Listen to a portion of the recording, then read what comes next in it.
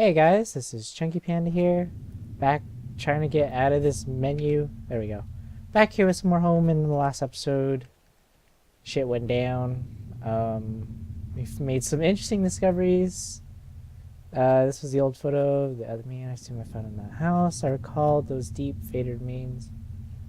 Oh wait, this is totally from last episode too. I thought it would save past this, and I said yes. All right. So we did that. Within the few broken pieces that remained of that mirror, I could see my face had grown pale and weak. I couldn't bear to look again. It was like I didn't actually expect a reflection. I felt empty and drained. Where do I want to go? Let's get out of here. I'm assuming this is going to be the last episode, but no idea. From now on, I'd have no one to get angry with me for stupid things like buying this TV. Huh.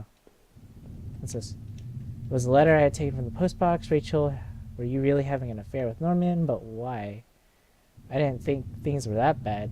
In the letter, Rachel seemed concerned. She almost seemed worried of what Norman might do. Did he do that to Rachel? Did he do that?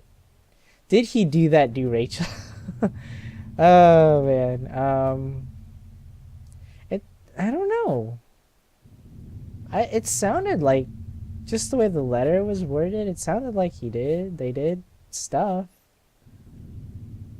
I'm gonna go ahead and say yes. I don't know if this is the right answer, but I guess nothing. I was sure of it. She wanted to end their affair, and that bastard, he killed her for it. A lot of it made sense. Norman was clearly seeing Rachel a lot, so he had plenty of time to plan it out. He knew where we lived, obviously. Is that why Rachel looked so scared when I came home that day? What happened to me? Did Norman knock me out or something? This creepy ass ambiance music is scary as fuck. It's unsettling. And I don't know what's gonna happen next. Mail still sat there, half on the floor. How long had Rachel been lying in the basement? Oh, okay. I couldn't leave not until I thought more about this some more. I needed answers. Okay. Where could we go? I couldn't go back down until I got over everything. I needed to make sure I was perfectly clear. What do I need to check, good sir? My old office sat on the floor. It used a digital passcode lock. Did I try to open it? Oh shit.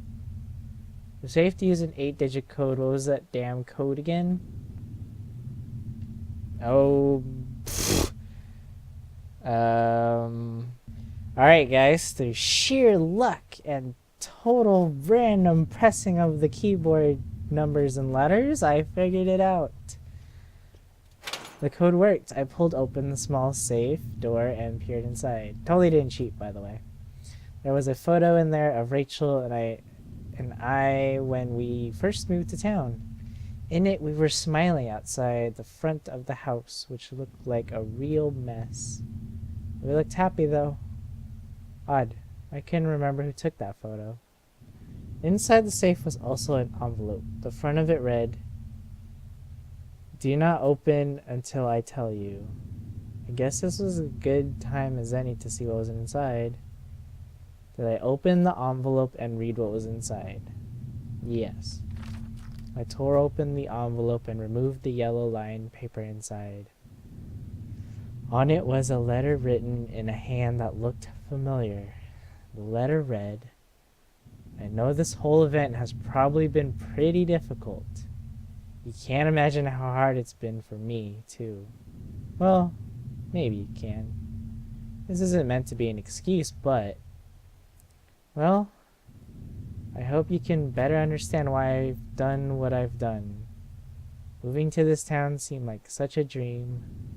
A quiet place to get established, to live out our lives, and to be together. But you know as well as I do that things quickly changed. your drinking was one thing. But as you grew more distant, as you retreated into that world of yours, well, it was clear you didn't need me as much. In fact, maybe you never needed me at all. But it took all this to make you realize, in the end, though, you may never forgive me for this, you may never forgive yourself, but this is probably for the best. You'll be healthier for this. I'm just sorry it had to happen this way. Rachel. Huh. So did I kill her? Can I go back now? What? What did I miss? There's still more? I'm pretty sure that letter was like super convincing.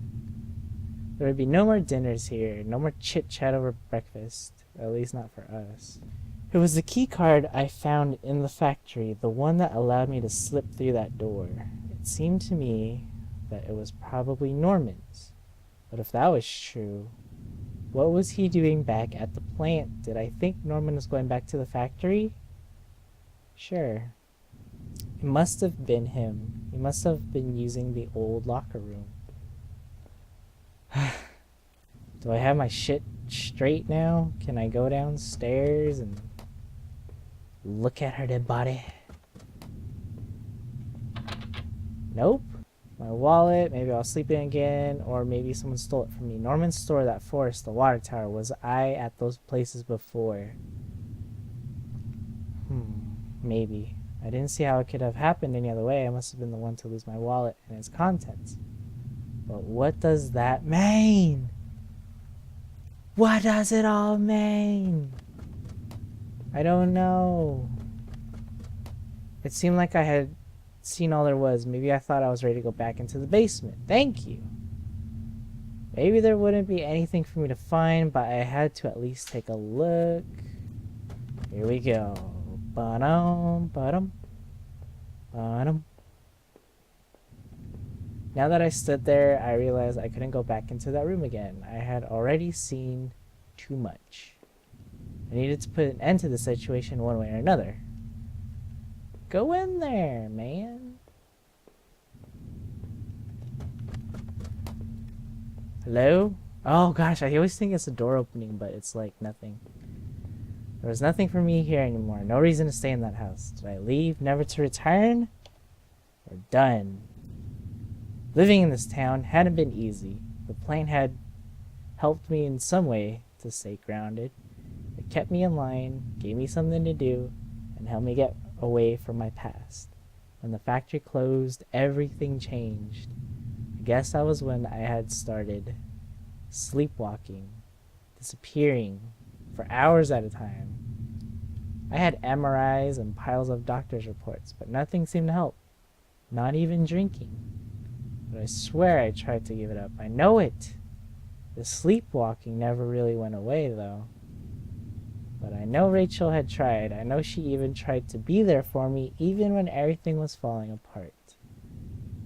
This night had unearthed terrible truths, but I knew it was a final act of a long-standing horror I'd been living. Waking up in that house tonight was the final cruelty. I wish I had remained unconscious in that room forever.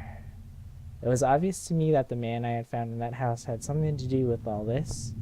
Could he have killed Rachel? It started to seem that there were too many things I had seen to think otherwise.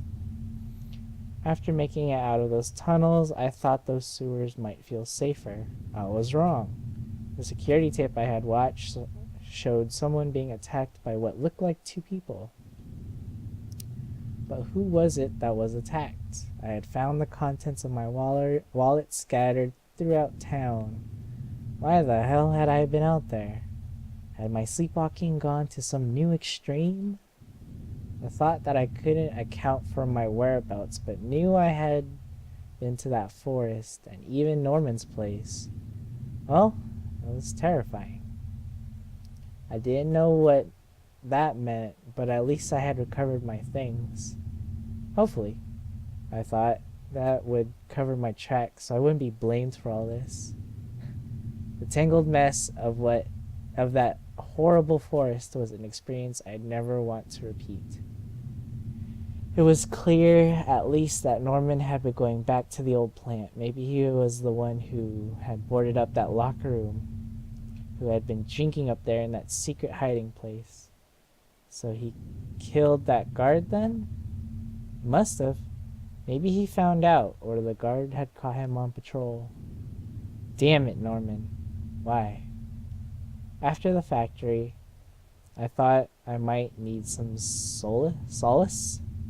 Might find some solace if I could just get to Norman's store. But all I found were more horrors and more questions. Now that I really consider it, that's when I should have seen it coming. Norman, you were dead, and it was damn hard to feel bad about that. It was clear you and Rachel were more than just friends, but obviously whatever had been going on had gone badly. So why did you kill her? Did she want out of whatever you two were getting into? Were you responsible for the other murders and of those other horrible things that had gone in that town? I would find no peace, that much was certain. But this way, I didn't have to look you in the eye or sit through some kind of trial and wonder what was going on through your head. When I had marched through the rain towards home, I desperately clung to the hope that this would end. And I guess in a way it did. But how could I have known? How hopeless it all was. I started to feel as disoriented as when I sleepwalked. To think of it now, coming through the back door and into the kitchen should have tipped me off that something was horribly wrong. There was no sound of television, radio, even the air was still, but seeing Rachel there, lying ruined and discarded in the basement, that was a horror I could never have imagined. That other man I found was involved in all this somehow. I knew it. But it was Norman, that traitorous son of a bitch, who had done the deed. Whatever was going on, he was the one who took Rachel away from me. I hated him for it, more than I could possibly express. But that offered no strength, no solace. Rachel was gone now, and I was too. Forever. Oh, that noise. As I swung open the door and stepped out into the air, I caught the scent of wet grass and fog.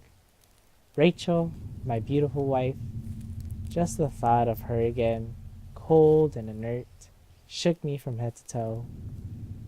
What would I do now? Who could I turn to? It would only be a matter of time before the police got involved, before the neighbors knew. The front lawn was soft and giving beneath my feet, and I couldn't shake the urge that I shouldn't stand there, but rather that I should run.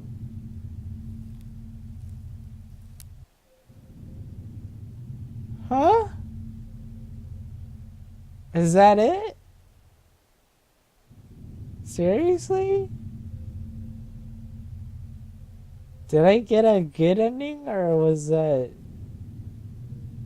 bad? Well, technically, if this was if I didn't cheat for that safe code at the end, I would have never known the real truth, I guess, about the sleepwalking and all that stuff. So I guess I don't even know.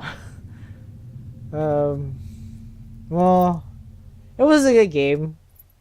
I wouldn't call it a horror game.